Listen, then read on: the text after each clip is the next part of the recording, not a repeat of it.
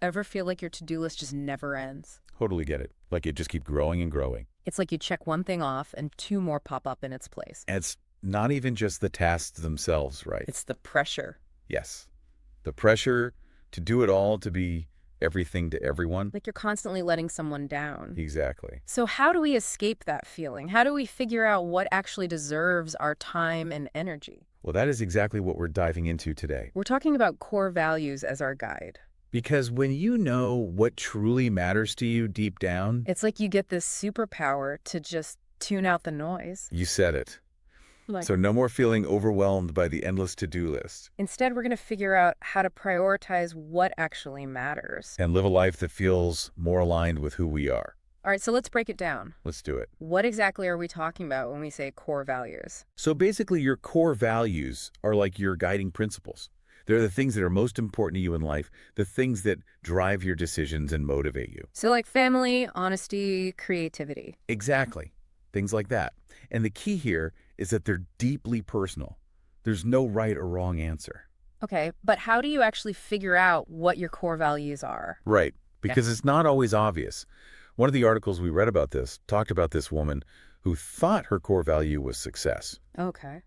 But when she really thought about it, Yeah. she realized it was more about the freedom that came with that success. Ooh, interesting. The freedom to make her own choices, to have control over her time. That completely changed her perspective. Wow.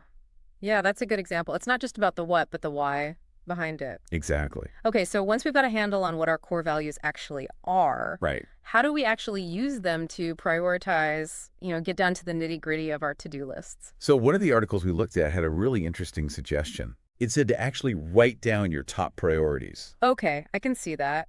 Putting it down on paper makes it real. Exactly. And what happens is, when we do that, we often find a disconnect between what we say is important and how we're actually spending our time. Totally.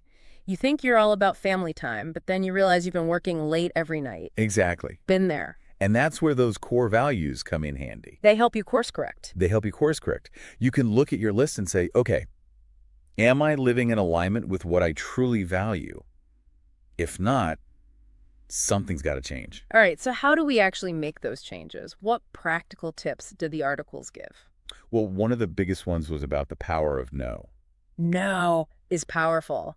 It's hard, though. It is hard, it takes practice, but it is so worth it. So how do you get better at saying no? A lot of it comes down to remembering those core values.